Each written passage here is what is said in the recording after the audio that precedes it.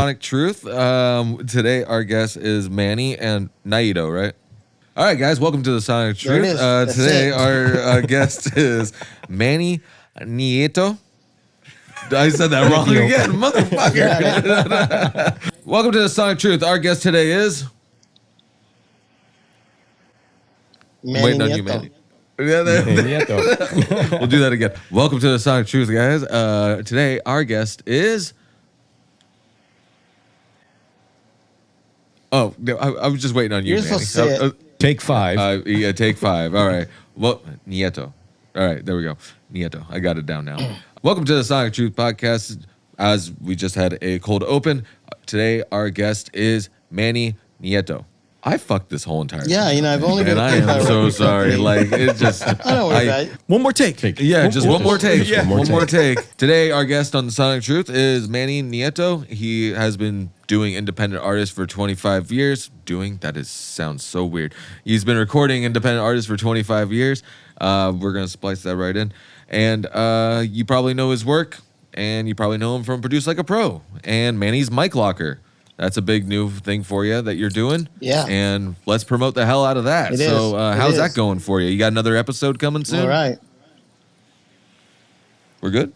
I do, and I got to say, I got to say thanks for having me. And also, this whole thing with Produce Like a Pro and even me getting to meet you guys and hang out with you guys in LA and in New York at AES, this is all something very new to me, man. When I met Warren, it was right when the earth closed down. We're in the pandemic.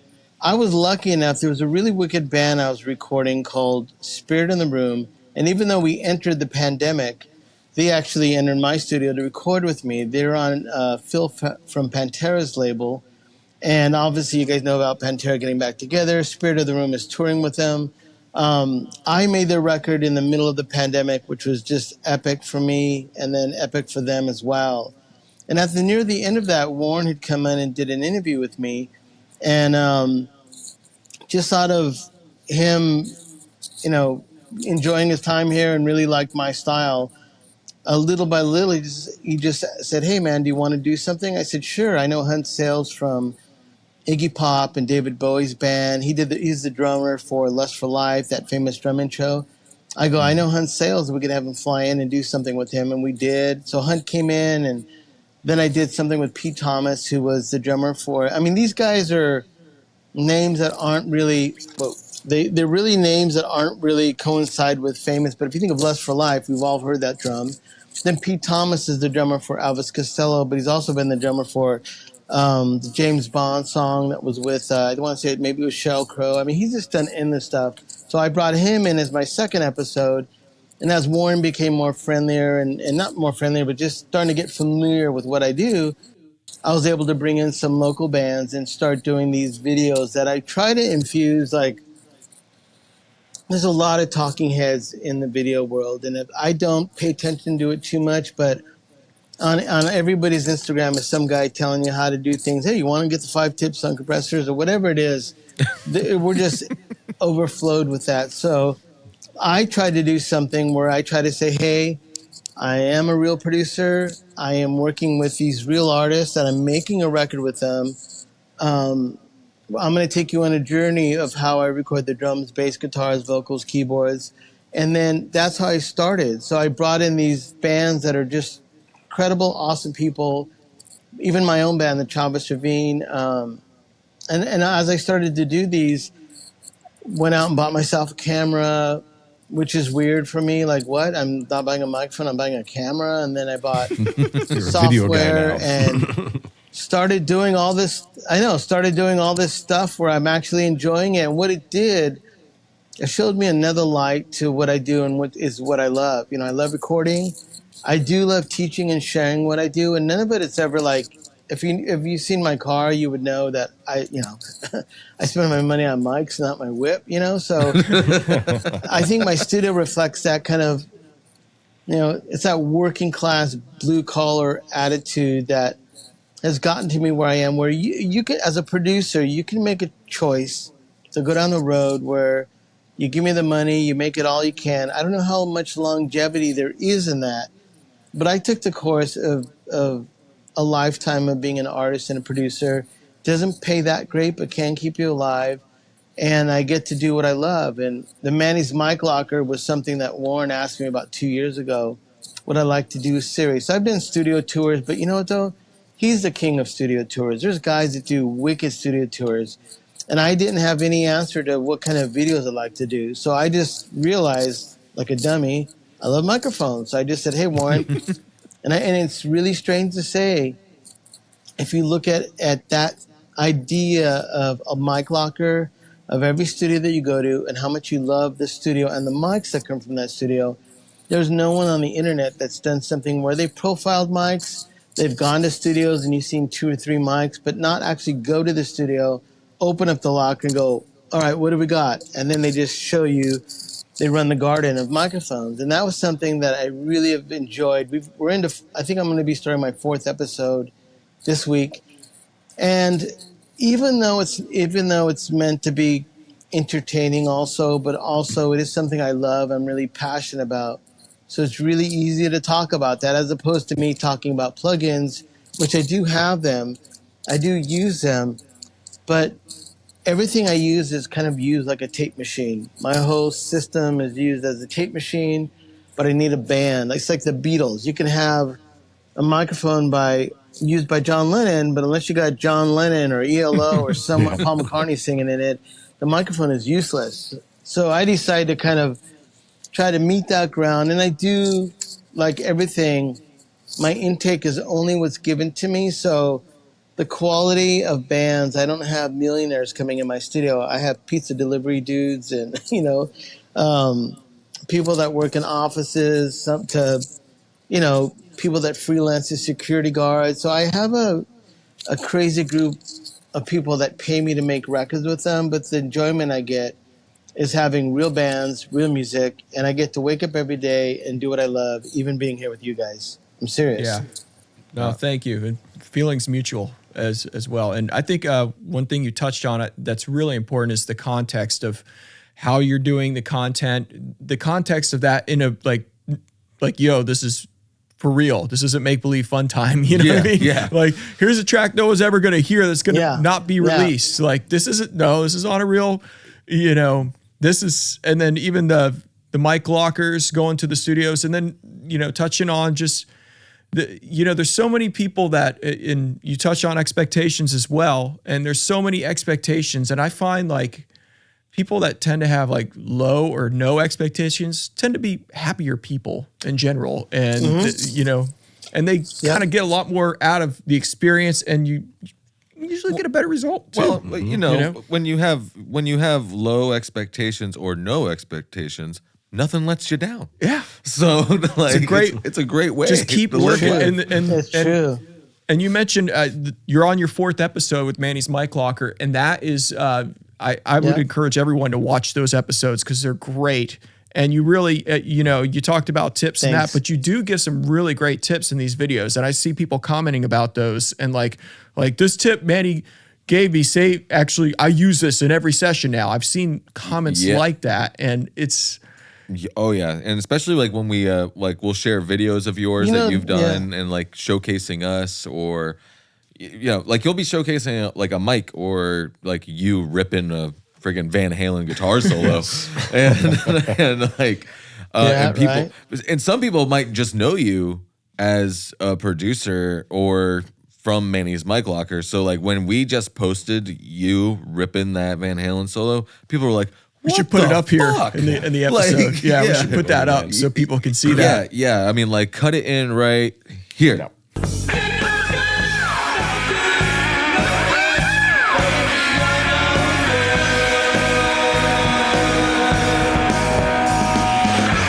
All right, so that's the way. Yeah. You got to give little cues to where to put it. Well, growing up in LA, it was, if you live in like a city that's like LA, San Francisco, even down where you are in Florida, any big major city has a high level of people that have accumulated that are talented in their own way. So it's kind of like, what is that? Iron sharpens iron or steel sharpens steel. Like so growing up in Los Angeles, I grew up with all these guys that were great musicians. So very rarely people know the fact that Eddie Kramer, who produced Kiss and Hendrix, when I was 21 years old, he signed me to a year deal that he thought I was going to be the next Jimi Hendrix. He loved my band I was in.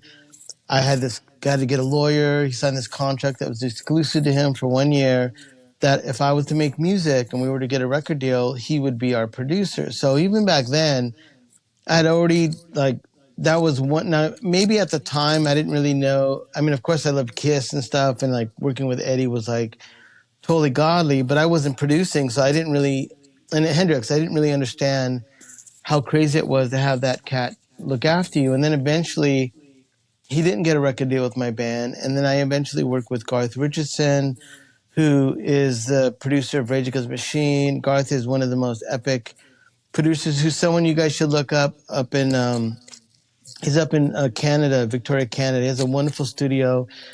Garth is a guy you guys I should do an introduction to, because he is a labyrinth history of a guy that grew up making records. So Garth was my second producer to ever work with, and engineering for Garth on his first day was Joe Barresi. Joe Barresi was a runner at Sound City, hadn't done any big records. Garth took him in, hired him, and says, "Hey, you're going to record Manny." I don't know Joe. I just sat down, and Joe's sitting at the chair, and he's like, "Make Manny tune his guitar." And then there I am working with Joe Barresi. And now if you watch Joe Barresi's career from that point, it's crazy. So I think there's something to be said about my guitar playing was first noticed by these guys that were real legit dudes. And then, I mean, when Jake Lee left Ozzy, I auditioned with Ozzy and his band in Mates in Los Angeles. So I had the chops to play metal and rock, and it was flattering. But in the long run, I'm super glad I didn't get those gigs. You know, what comes with getting big gigs like that, I've noticed that, you know, between drug use and just being, you know, the guy from Smash Mouth just died from alcoholism. Alcoholism runs in my family. So I'm glad that wherever I've ended up in my life right now, I don't do drugs, I don't drink. I haven't drank in like 20 years, or maybe 13 or 15. And what it was, I had to make a decision. I want to live and I want to make music. And being Latino and coming from where I'm also Indian, and then, you know, all the problems that come with being Latino and Indian with health issues and living in America. I just wanted to, even recently, I've done this thing where I like waking up really early, and I want to come into the studio and I want to be at my top form. And obviously, look at me, I'm not like buff or working out. I just don't even have time to do that. But what I've stopped doing a few months ago was taking sugar intake and sodas and stuff like that, things that are, you know, eating better, and then actually just eliminating not having sugar. I lost 10 pounds in about 3 weeks. So it's a game changer. As being 57 years old, I was like, oh my God. I was just like, my body reacted to it in a very good way. I mean, it was initially like heroin, where I didn't sleep for a week. I was jonesing. I wanted to drink full bowls of sugar and drink all the Red Bulls I could put in my face. But I had made a decision.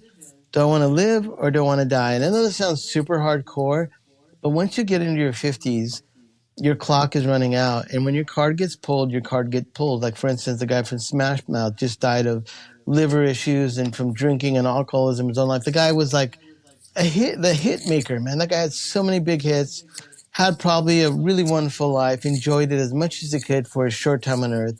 But he's dead at 56. So I'm 1 year older than him. And as a producer, when you talk about not only gear, but you have to discuss your actual being. Sitting in a chair for 8-9 hours is not good for you. So I try to think about all the things with producing, health-wise, longevity. That means time in, ears, how long you're working. And then when you talk about the gear, the better the gear is and the nicer it is between microphones and pro audio, the less time I have to really spend my life fooling around with trying to get a good sound. So like feeding it back to AudioScape and what I do for a living, you know, you guys as a company in the last 2 years have really affected my life, where 2 years ago, no lie, I had Ethos preamps and Cytec preamps, which are Steve Albini's ones he uses. I didn't have any outboard gear, was not interested, because when I learned how to record in about 1996, 97, Steve Albini showed me how to record. I went to a studio. I'd cut a record with him, and then I'd flown back, and then he was nice enough to give me a gear list, and then show me how to record at a studio. When I took that knowledge back to LA back then, it was almost $10,000 for any kind of tape machine, maybe 10 to 15,000. So I only could afford one tape machine. Then I told me to buy a British console. I buy a TAC Scorpion, which is by AMEC. And then I eventually went to a Neotech, which is like Albini's.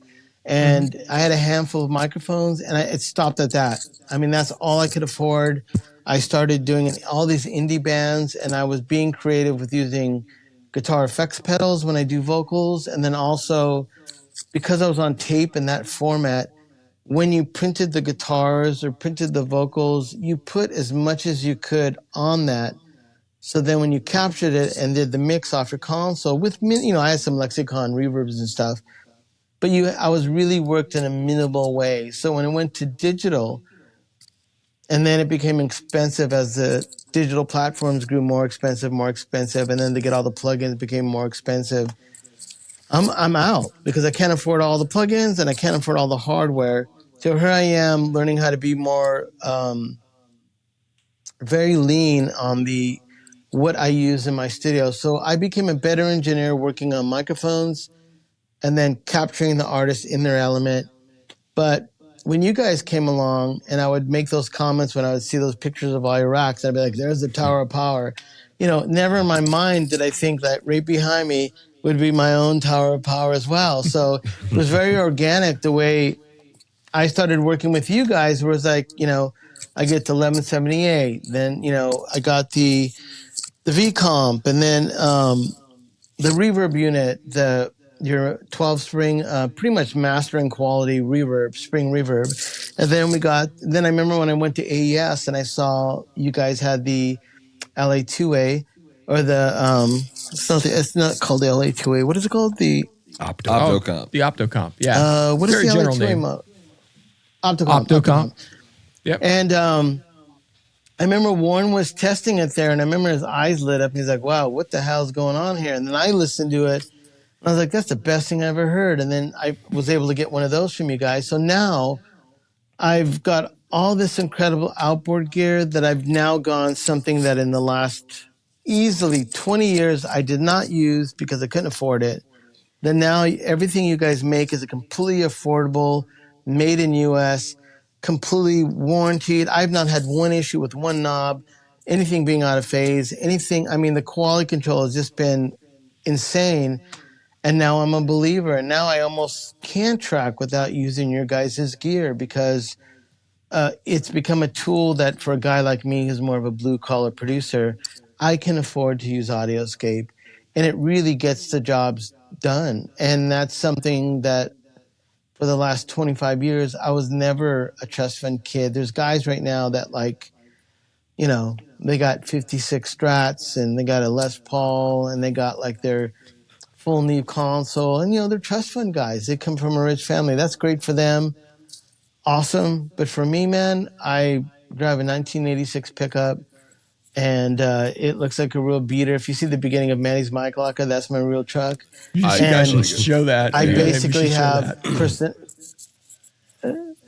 I have personality in gear and bands and in being creative, and that's my life. That's where my niche of who I am works for me. And if God told me, "Do you want to be the trust fund guy and have the model girlfriend and the Mercedes and all the money in the world and a stupid looking dog," I'd be like, no, it's okay. I'm happy with where I am. Good for them. I mean, honestly, who wants did to he record work with hard that to get all person? the gear? I'm sure it's not easy for anyone making records. So do you think by these people really do. No, go ahead, Manny. What was that? No, I was going to ask by you, what? how do you go your question. about now that you have all this outboard gear? Do you believe that not having it the past 20 years has given you a skill set, right? You've been able to be creative with bands absolutely. using the minimal, and now that you have this outboard gear, Yep, that's it. the sound that you have developed by experimentation without it has come together full, right?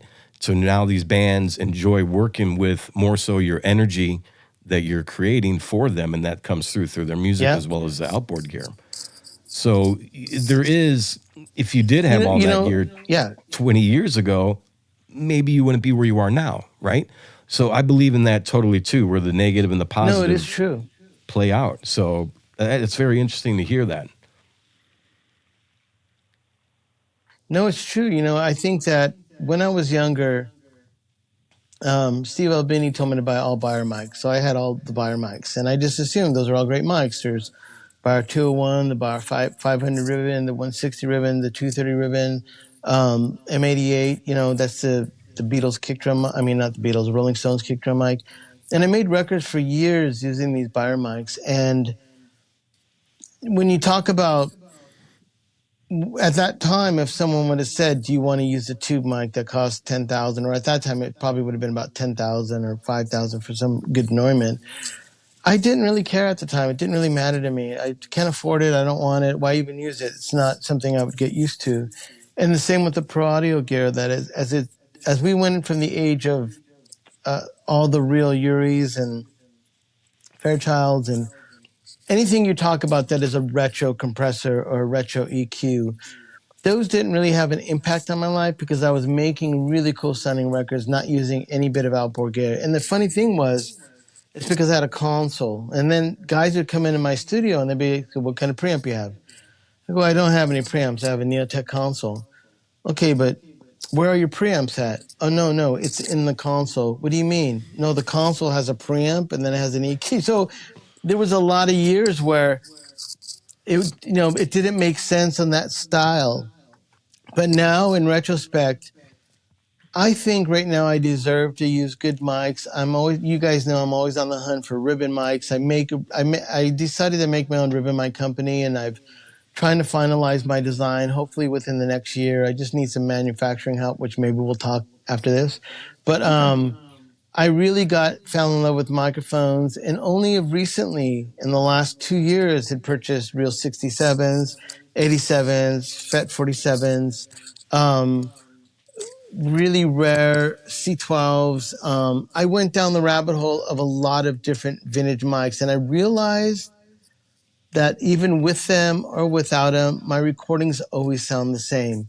And that's just something I think after you've built up a style and you use your ears, you can get away with it. So my impact of the Pro Audio gear that you guys make is, I think, the first time in my life I can hear the difference. So let's say you don't know me and you're someone that's been recording bands for 2 years or 3 years and you want to get into the world of Pro Audio. What your ears tell you right now, what sounds good, will be different what your ears tell you in 18 years or 20 years. And now I'm at the point now where it's like I guess you could say a good wine. I've aged with a certain amount of classiness on what good sound is. And I think that's why I can really appreciate your gear. I've had an Allen Smart C2 in my rack for at least 20 years. And the C2s used to be only exclusively sold out of Sunset Sound. They're SSL copies, but that was one of the few pieces of gear that I knew I could use to make records sound great. So I've used my whole life only one piece of nice gear. Then when I went on the transformation of using not only my Avitas preamps, which I love, and my Cytex, coinciding with the 1178, your Optocomp, the reverbs, now the AS78. When I track a band like this last weekend, I used all that gear. I just made a rough mix for the band that sounded like it was already ready to be printed, like final.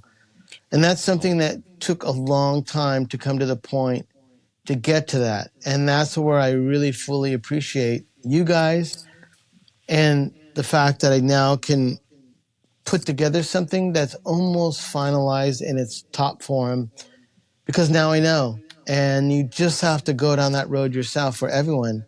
I'm a lot, hold on. Oh, there you go. Did we lose contact, guys? Oh, there you are. No, we're good. We got you. I base myself on basically arriving at the point where I only can worry about me. Like, I can't worry about the guy across the road. I mean, my studio, there's probably 5, 6, 7, maybe even 10, 15 other producers living here in LA. I do not worry about what cars they drive, how they get their business, what they do, what gear they have. I wake up every day with an alarm to get down here and make some records. I've got deadlines. I have mixes I have to do even tonight. And that's my life. It's a dream, to wake up every day and do that. And thanks to you guys and companies like yours that are made with people that are artists themselves, I think that has a lot to do with the end result for everyone, even me, Yeah, I think it's great that you're working with independent artists more so than, established artists per se, because once you get involved in that music industry circle and you're now working with the elite of the elite, it kind of, for me, from my experience, it's a different type of pressure, and it's a pressure that is really unnatural. The process of how those records are made, in my experience, it was forced. Whereas when you said you had the local pizza delivery guy coming and cutting records, you know what he's coming in? He's coming in with his passion because he hasn't been exposed to that side of the industry, in which, having been there, I don't really want to go back into it. Right? You kind of want to be around with the people that you wanted to be with when you first started making music. Because it was always about those goosebumps, the passion. I mean, have you ever seen $100 stacked in ones? Yeah. Right. That's the only way I ever see $100. Pizza delivery guy. Yeah. I mean, they give me like 2 bricks. I'm like, how much is that? They're like $200. I'm like, oh, Jesus Christ. At least he didn't bring in like his like the water jug that's just full of coins. Christmas fund. The Christmas I fund. know. I have a lot of guys that, thank God, like I can, there's a lot of dudes I really respect, like Ross Robinson. I'm hoping they're going to get to do a little interview with him on his mic. But Ross Robinson is one of the greatest engineers, producers in Los Angeles. He's done Slipknot, Korn, all these other bands. I just talked to him. He lives north of LA. He's been one of those guys that he has made a fortune because he was the guy that signed Slipknot. He was the guy that like forged so many careers. That guy still jumps on his bike, puts it in the back of his truck, jumps up in the mountains and rides his bike with his dog and hangs out. And he's like so humbled and so cool. And so the different courses that people have taken with success are the longevity aspect of things. There's a lot of guys in Hollywood that look like they're scarecrows because they're only 50 years old, but they look like they're 90 because they put it all up their nose and they're just wasted as humans. So your choice of what you do with your life and being someone that was paid by record companies, it really depends. Like I call it old money. There's guys that from the 80s and 90s that were able to make a lot of money and live off that even now, off their laurels of years ago of working and when the industry paid. I caught the end of that. I was signed to a producer management called World Zen, and World Zen had like Dave Sardi, Nick Launay, Rich Costi, like literally the elite of the elite producers were all in this one management in Los Angeles. And when I started with them, my minimal, what I could get paid for any record was somewhere as low as 12 and up to about 20 or 25,000. Now, in the industry of making independent records, that's plenty. But all those producers that were in those brackets that used to get, $100,000 for mixing, suddenly found themselves, oh, well, we're not going to pay you yet. We're going to send you a mix. If we like it, then we'll pay you. But we're only going to pay you then $500 a song. And the guy's all, okay, I'm going to make this. So everybody had to cut their standards and drop their prices. So now kind of everybody's in the same boat, even big producers. And the labels that we were used to being funded by are not there anymore. Now people are getting funded by Red Bull. They're getting funded by corporations. The guys over at Liquid Death, those guys fucking legit as fuck. I mean, those guys get the coolest bands to do their commercials and so they send money to people to help artists. So your money comes from different avenues now that you just have to be realistic. Like Warner Brothers is not going to be giving you money unless you're Rick Rubin or you're the 5 guys that work under Rick Rubin. I know all those guys too, and they make a hell of a living going in with the Chili Peppers for 2 years, but that's lucky for them. They've aligned themselves to someone that still makes money from labels and they can still buy a house, pay for their kids to go to college by making records. I am actually not one of those guys, but I do appreciate what they do as well, because I don't know if I could do that. I don't know, like I've had guys that like dreamt about working with Bob Dylan. Their first session, they worked with Bob Dylan. He screams at them because they gave him a bad headphone mix, and then he screams at the owner of the producer and the other guys, and that guy gets fired. So here he was waiting his whole life to work with Bob Dylan. The guy gets fired on his first gig with him because he did a bad headphone mix. So the stakes are high. You got to know what you're asking for, you know?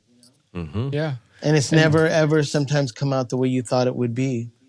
And talking about those standards and pricing going down, I think it's only natural that the tools that are being used do follow suit with that, with the pricing. That's where, you know, we've sort of come in, and there's still somewhat of that old guard with pricing that's going on. But, you know, when we first started doing stuff with AudioScape, it was, you know, we would be frowned upon for some of this lower pricing by certain people. Like, it has to be a certain price for it to be good. And that wasn't the intention. And like we were, and still are, you know, we don't, as much as it's flattering to have names using stuff, like I care about the kid in a basement making something that might be groundbreaking, and now he's got access to this tool that's, you know, can enhance his record, just make the actual music we're all listening to better. You know, that was kind of the ethos and why we, you know, started, and why our pricing was where it was at. You know, it's kind of a, you know, middle finger to the system kind of thing. I mean, being a musician already is like trying to make that as a career, and even doing producing as a career. I mean, like, you kind of are setting yourself up to, like, you have to work super fucking hard if you want to make money doing it. That's one of the things. So, I mean, like, being able to, as Chris said, like, for the kid that's in his basement that's making a record, and like just being affordable for him or them, her, she, he, whatever, just being affordable for them. But then also, like, having the bigger names, like you said, like having the bigger names that are also getting this gear. It's just telling everybody, like, listen, like, Optocomp, whatever. Yeah, that's on a hit record. It could also be on your record, and they know that they're getting the same tools, but it's kind of like goes back to like what you were saying about, like, you know, John Lennon's microphone. Like, you know, everybody wants to get John Lennon's microphone, but like, if John Lennon's not singing through it, then who gives a shit? But like, at the same time, with our stuff, it's not John Lennon's microphone. But it's a tool. Actually, it's a tool. It's a tool, you know? That, like, it matters where it goes. Exactly. That's why we're grateful that they're in your hands, because you can show what they can do, and you know that you know, you've, like you said, seasoned, you know, and you understand how things work, and you know that, oh, maybe, you know, maybe putting the V comp on, you know, something that's, you know, like a really tinny singer or something like that might not be the best. You know the tools, right? It's like, you could have the best tools, but it's the carpenter, you know. It's all dependent on the application of it all. So it's, I don't know. No, I mean, even I think about you guys, like, you know, I did it. I mean, with your company, to me, it blows my mind. Like, to anybody out there that this isn't something that just arrived where suddenly I'm hanging out and talking with you guys. For me personally, regarding AudioScape, I had left Los Angeles because I just felt like I just needed to reboot again, and I moved to Honolulu. And I took my wife there. I put all my gear on a pallet, and I was going to live in Honolulu. But prior to that, I had worked in Honolulu off and on for about 7 to 8 years, recording all the punk bands on the island. Just, it's off the record. No one knows. I'm just out there recording hardcore bands everywhere. Dimitri Marmash, which is, if you look up on your record, you'll probably see a good portion of gear that's been bought by him from you guys. I used to go see all these racks, and I'd be like, what's that blue thing? Oh, that's an EQ.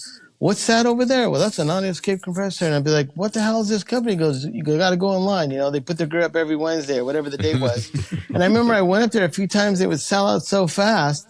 And I was like, fucking shit. I go, how did you even get this gear? He goes, don't believe me, dude. I worked really hard to get every gear. So Dimitri, saying hey to him in Hawaii, he's one of the guys that was maybe I can probably say in the first 2 years of you guys selling gear, he had bought a good portion of AudioScape gear, and he had it in Honolulu. And I remember just being impressed because it was so pro, and he's using it. I really respect him as an engineer and producer. So one of my goals, even back then, was to even be able to afford anything from you guys. So now that we're sitting here years later, and we're talking even 10 years later, and I got all this gear behind me that says AudioScape on it. It's really a big deal. It's really honorable for me because I remember at that time where I couldn't even fathom what it would be like to have one of your units. And here I am, and I've got a few of them, and it means a lot to me. So it's not taken for granted that I'm a Mr. Fancy Pants and give me your gear. I'm like literally, oh my God, I'm so grateful that I had these tools to use in my studio that helps bands. But you guys have definitely rolled up your sleeves and got the war wounds of sticking around this long to hopefully now be at a point where you're accelerating not only in popularity of the words out, but I mean, the quality that you guys make is just hands down no one. I don't know one other company that has gear that's almost fail-proof, knock on wood. It really holds up, and it's made in the U.S., and there's no, pardon my French, fucking around. It's really serious, That sounded like English to me. So no fucking around. That sounded like English. No, but well, I mean, like, it's not even the whole entire, like, you went from going like, who the fuck's this company, to like, you're literally like part of the AudioScape family. I feel like now, because like RAS-78, I love it. Probably wouldn't be out still, like, if it wasn't for you. Yeah, I mean, for those of you, tuning in, Manny sent his original 1178 to us to assess, and it was a huge help. I mean, down to everything, every little minor detail, like, is the meter, the meter lights have got to be the same brightness as the original. Like, there's these silver mica capacitors around, the dual FET chip, all that stuff. Like, we really went to town, and sure, you can look at some gut shots on certain things, but it's not the same as having the original unit there and just one-to-one dissecting every little part of it. Like I learned when you sent that the 4-to-1 ratio on the 1178 is actually just a dummy switch. On the inside, there's nothing. Like, it's not like connected to any circuitry. On the original 1178, it's just like it's a fucking dummy switch. Really? Just like nothing. It's just 4-to-1 button. Yeah, the 4-to-1 button on 1178. It's just a dummy switch. Right? Shit. Yeah, it's hilarious if you look at it. Like, It's just like nothing there. I've said, And when you hit it, you're like, I'm a dummy. well, one thing that's been cool is like even this weekend, running bands into 1178. Like now, I'm probably like about 3 records into using it, and I found myself really enjoying the blend knob. Where before I had, it was either all or nothing. You either have it and it's on running through the circuitry, or when you roll the knob back and you get the original sound, it's really incredible. The detail of the original sound as they start to compress it. So I found myself now rolling it almost to like a 50% to 60%, and I'm splitting the difference between the original cleanse signal and the compressed signal, when before you slam it in the compressor and you're dropping the input to give you a little bit less and less of the compression or limiting. But when I get to do both of those, where I'm putting the gain up, I'm compressing the fuck out of it, and then I'm rolling it back, dialing in the original sound and using the input just to give me my level, I tell you, man, I'm just like, oh my God, just enjoying it all the time. And I couldn't have done that on my original one. So I feel like this one's kind of a new animal for me, and I feel like it's way more useful and musical. And I'm actually using it on all my vocals. So my vocals either go into the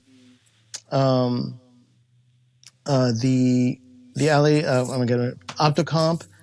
That's like number one, and then I'll go into the 1178, or I'll go into the VComp, and I use that like the slow and the fast for doing vocals, and it sounds so good. I just did this band that was singing in Spanish over the weekend.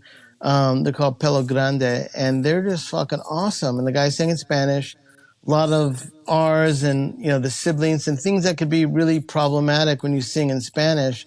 That I dialed into those 2 units. I recorded with it, put a little bit of EQ and a little de-essing on it. It was like, wow, it's one and done. And that takes a lot of work. If I didn't have those, I would have to spend time to put about 3, 4, or 5 plugins to deal with that voice. And instead, he was just rocking it. And I just sent the rough mix of the band last night. It took me like 5 minutes to get the sounds up to send him the mix where I'm happy with the rough. And I think it has a lot to do because everything was cut through your guys' gear. You know, the drums, the bass guitars were going into the 3As, the little 500 racks that you guys gave me. I use those predominantly just for like a DI bass and an amp bass. And I just like, that's my go-to all the time. I think maybe one time I used them on vocals or I'll use them on synthesizers.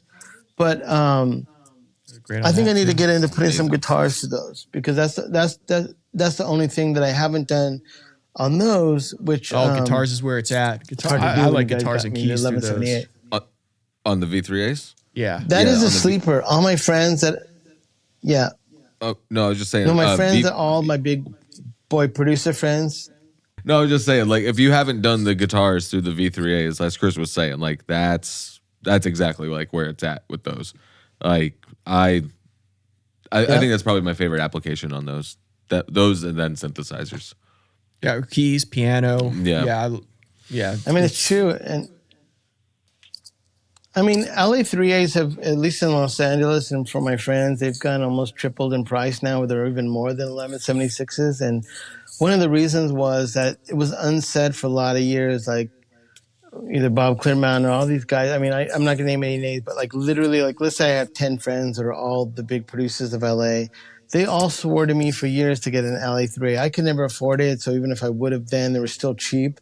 I didn't get any, but they just swore by LA 3As for guitars are just the way to go. And that's why I was excited when you guys had the 500 rack but then I found myself using it for bass because I had the 1176 and the 76A. But I definitely think I need to explore the guitars to those because I have a feeling that's going to deliver something that those other units can't do. Very particular only to the LA 3A. Yeah. Agreed. Oh, there you are. You're back. Buffering, yeah. Then my phone's running out of power, so every time it goes low power, I get this like it shuts off for a second. Oh, okay. No, I feel you. What was it? So I mean, like we basically been talking for an hour now. So I mean, like Justin, anything that you would like to ask Manny? Yeah, I got to the Breeders Project. How did that come about, and which album or song was it that you worked on? I worked on the whole album called Mountain Battles, and that record was a strange collage of all these different studios. Steve Albini worked on it. There was a really wonderful producer named Erica Larson who worked on it, and another producer down in Texas, and then most of the songs were worked with myself and the band. The reason it came about is I knew a guitar player, Richard Presley, who lived in LA, and he was actually my kid's mom's friend back in East LA. And somehow I'd run into him and he says, "Hey man, I'm playing with Kim Deal and the Breeders." And of course I know who the Breeders were because that was the Pixies. They're one of my favorite bands. Right, yeah, exactly. He goes, "I want to book a session with you. Kim wants to record in LA." Yeah, so they came to LA. I cut 3 songs with them. And then not even lying, for a year, I never heard back from them. So I'm like, wow, I must have sucked. And then Kim had called Steve Albini because I guess she had taken all the tapes to Chicago that she recorded with me 3 songs, Erica Larson 3 songs, some guy in Texas 3 songs, some guy in Portland. And then when she went to Albini and they were playing all our tapes because it was cut on 24-track tape, she asked him, "Who do you think I should record with?" And Steve, God bless his soul, he goes, "I really like Manny's recording." So Kim called me up and then flew me out to, she booked me almost 40 days at Sound City mixing their record, and she flew me out to Ohio, and then she even flew me to Abbey Road, and I was in Abbey Road for almost a week mastering the record. But that record, if there's anything I can say about working with Kim and the Breeders, there's a song on the record called Night of Joy. And for me as a producer, I'll just say it's one of the most beautiful songs I've ever recorded in my life. It was done in Ohio on tape on a Trident console, minimal to no gear. Kim doesn't use any EQs. And the song takes you on a ride like through a train through the mountains in the middle of the night. And it's this really sad, beautiful song. And the other song was not even engineered by me. It was called We're Gonna Rise.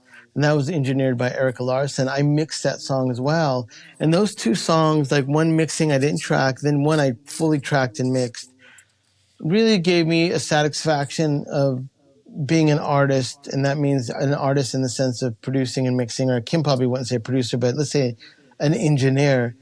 I'm really, really proud of those songs. Also, Los Lobos coming in my studio and cutting Tin Can Trust. There's a song called Jupiter and the Moon that was recorded at my studio, and that's another song that warms my heart. Makes me feel like I should stick it out because what I do is important. And so, off the Breeders' question, but that sums up that, right there. That's cool. Yeah, I was a huge Pixies fan growing up as well. Yeah. I think we all were. Yeah. Well, I don't know. Trevor's a little younger. Pixies and like just Pixies, Frank Black, all that. Like that was definitely. Yeah. Just because I'm younger doesn't mean like I didn't have an older brother. But my older brother, right? I don't know. He started listening to like country music. He's like listen to Kenny Chesney, and I'm like, I'm good. Like I'd rather not. Like nothing against the guy or anything like that. He just doesn't speak to me. Like I don't have a tractor. I don't care if she thinks I'm sexy over it. It's just you're not his demo. I don't think. I'm not the demographic. And then like I don't know. I've always like kind of gravitated towards like the whole entire punk rock and grunge and all that stuff. And then as I've gotten older, it's been going more towards like indie rock and. I don't know. There's pop elements that I'm like finding myself digging and everything now. So, but that's what I like about all the stuff that you do is because like, and just who you are in general is just the fact that like you go in it with like this punk rock attitude, and I don't know, it comes off like with everything that you do. Like I said, your videos, everything. You're just like, this is the deal. Yeah, it comes off the speakers for sure. Yeah. That way. Just everything. So, I mean, like, I don't know. Thank you, guys. I just like how you're just, like, unapologetically authentic with, like, everything that you do. And, I don't know. Like, I think everybody can see it no matter what. Like, all your segments that you do. And I can't wait for more Manny's Mic Locker episodes. I think just keeping consistent with that. Thank you, man. That's going to be... It's already growing, but just that slow burn where it's just, when something's authentic, it's just like... I mean, I hope that it... It was the same thing for AudioScape. I was just going to say, with just slowly building. Like, people are like, you guys have been around since 2016. I just heard of you. Well, I didn't want you to know about us back then. Because I couldn't handle that.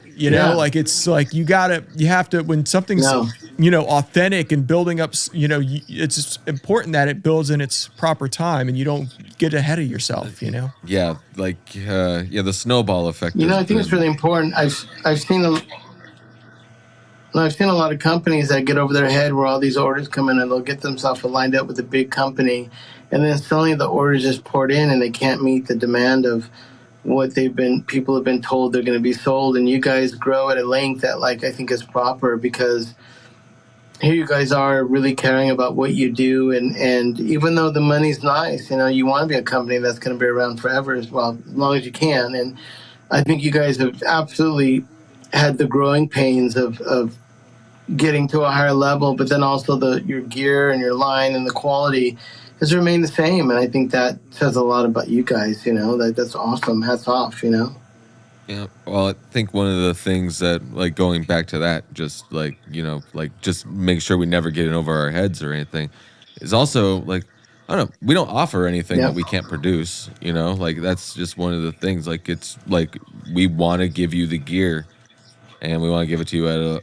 a great price. And, we're not going to sit there and like be like, hey, that's why pre-order this. That's why we're not going to do that. Yeah, and that's why we don't even open up, like, if we do a pre-order, it's like the cases are here. Like, you know what I'm saying? Like, stuff is here. So we know, nothing's been, fallen out of a plane to us, or in the middle of the Atlantic Ocean. Like, if it's not on a reserve list, like, even with the reserve list, I mean, like, you're still gonna have it in, like, 6 weeks. But like, but anything that's not on a reserve list, you're gonna have that thing in your hands within a week or two, like automatically. Yep. But sometimes that week. So did you? I noticed you haven't asked any weird questions. I haven't yet. asked any weird You got a questions because Sasquatch on your shirt. yeah, I got Sasquatch on my shirt. But throwing I off mean, the like, I'm being like Squatch vibe. I'm being respectful of everybody's time today. I feel like my craziness was all at the beginning of me just not being able to talk. So like, this time, You and filled the crazy quota that way. I feel like I filled the crazy quota that way, and I'm just trying to be respectful of everybody's time. I mean, like, I'll just say, Manny, what's your favorite conspiracy theory? Let's see. Let me think. God, man, I was just thinking about one the other day. Hold on. And you were like, I fuck That's a with good this one. Well, I'll say this. When people talk about chemtrails, Yeah. I just think it's the craziest shit when I look up in LA and I just see all these trails across the sky. I'm like, really?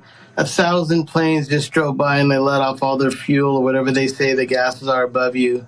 And I do think that there's something to be said about culturally keeping people a certain way. And that's not really a conspiracy theory, but it's like, it's also been how the monies of the world stay where they are and become richer. I think that to have a bunch of wild cats in a bag doesn't work, so why not tame all the cats so the bag isn't as crazy? And I just feel like in the world, generally speaking, there are some other powers out there that do everything they can to keep us just pacified. And hey, we walk what we do like sheep. And it's the ones that break out of that form either end up dead or, they take a chance or become rich because they've been different. So I think life, and generally speaking, not really conspiracies, but I know that shit goes on that we don't know about, and that would be as close as I get to conspiracy is like, why the fuck all these trails in the sky above us every fucking day? You know what I mean? Yeah. No, I love the people that are just like, oh, I don't know. There's people that will sit there and talk about chemtrails, and they'll just be like, oh man, it's there to like keep us dumb or something like that. I'm like, you do realize that even smart people breathe the same air, right? Like, I mean, like I've done that before. Like, well, yeah, I mean, I get it. I don't know. I mean, I'm just generally speaking, it's just if I have anything, it's always like, what is that and why is that? And it's an interesting question, And I don't understand them. What was that? Oh, I said, like, whenever I look at chemtrails or whatever, I always sit there. I'm like, I don't really understand these either. Trevor lives under an airport. Trevor sees them and he inhales. He's a little bit more of that chemtrail. Oh yeah. No, Airport near the power lines. I'm taking a big break from the devil's lettuce right now. So we are. This is over a month already. So I mean, like, it clearly it wasn't that makes me this way. Like, but no, I think. Well, I do think that there's levels of everything and. Oh, no. Oh, I was just going to say, I think there's levels of anything that you need to do things that make you feel good. And there are things in our lives. Sometimes they're like, it could be a drink, have yourself a drink to mellow out or something. I just think that everybody should have some kind of vice or something that they know will relax them as opposed to becoming like, myself is I love going to movies. I go to movies with my wife. When I met her in Hong Kong, we'd go see 2 movies a day. Like, we just love going to movies. So if there's ever a time where I exit, instead of going to a bar or going somewhere where there's a social event with drugs or alcohol, I just go to the movies and I see a movie with my wife and I get a cappuccino and I feel like $1 million stacked in ones, That's my deal. Awesome. Hell yeah. I like that. I like that. Right now, my big vice right now has been pressure washing. Like that has been my big vice lately. Well, it fits with Florida. Everything's pressure washed. Oh no, I pressure washed Chris's house. I pressure washed my house. I'm about to pressure wash my mother's house, my mother-in-law's house. I got a lot of pressure washing. I love it. But you're the guy that like gets that like driveway and you're like, see that driveway? It's like brown, looks like a brownie, and then you pressure wash it and you're like, that's They were getting messages from me showing that. Like I was like, we're gonna call this right here Harvey Dent. It's just like, because just a line made it look like toothpaste. Right. Or toothpaste, not toothpaste. What the hell? What is this? The Goonies? Well, look, man, in a perfect world, I would love to go down to Florida to hopefully do a mic locker with you guys, or go do check out the warehouse. Like I said, I do want to, give my friend a shout out, John Nunez, who you guys know, and he's great studio, great producer, great band, Torch, and some of my world. I've got to make it down to Florida. But if anything of all, I'm planning on starting today to try to put together my finances to make it out to New York, and hopefully we'll see you guys at AES. Yeah, That would be amazing. That'd be great. definitely looking forward to that. But yeah, I think we're gonna let you. We're gonna take the time. We're gonna let you go now, and let's get you Thank back you. on one of these days, and then we'll go even further, man. How's that?